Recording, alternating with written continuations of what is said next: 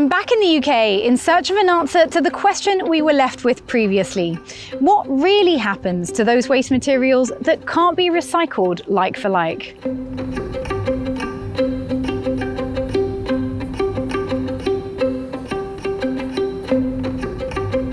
We've seen what can be done with materials like paper, aluminium, and PET plastics that can be processed through like-for-like recycling. But beyond this, we're left with those non-recyclable materials composed of mixed or contaminated waste from households or industrial production, such as contaminated soil, sand, sewage, or steel slags. In many countries, this type of waste is handled by sending it for incineration to generate energy, or simply to landfill, if that's not possible.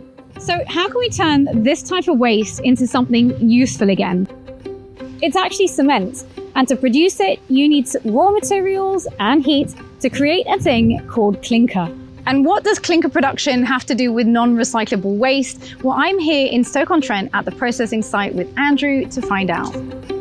Andrew, what type of contaminated non-recyclable waste are you processing here? The material behind us is called foundry sand. Starts its life as virgin quarried silica sand that metal foundries use to form moulds to enable them to cast metal pieces and parts for everyday industry. Why is foundry sand considered a waste material? When foundry sand reaches the end of its natural life, it ultimately has to be treated.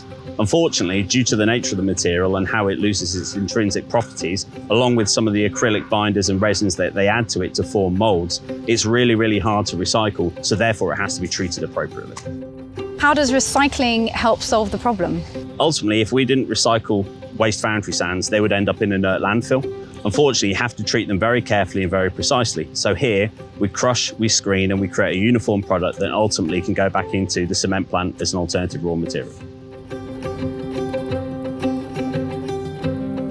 So we've got our finely filtered raw material from previously contaminated sand. So what happens next?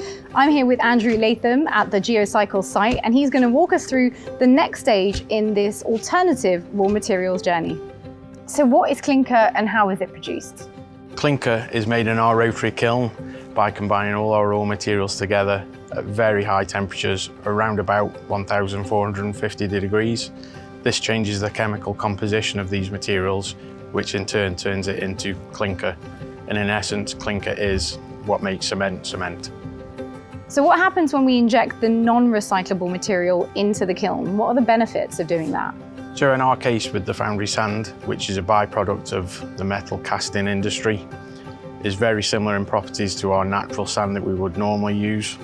So we can substitute it like for like. So this diverts it from landfill and reduces the environmental impact. So by using non-recyclable materials as a substitute or alternative to raw materials, does that impact the quality of the cement at all? Absolutely not. There are strict quality control and process testing and regimes in place to ensure that product quality is not affected in any way. In fact, this type of process has been used for over 50 years within the cement industry. In some cases, the materials that we're using as alternatives can enhance the final product. This is playing a big part in more sustainable cement production as part of a circular economy.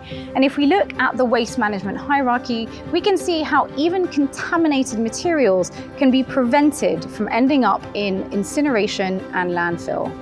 But this doesn't stop all non-recyclable materials from going to incineration and landfill because it's near impossible to recycle everything. So what happens to those materials that can't really be repurposed? On the final part of my journey, I traveled to Mexico to discover how the cement kiln is tackling one of the toughest modern challenges, the global microplastics problem.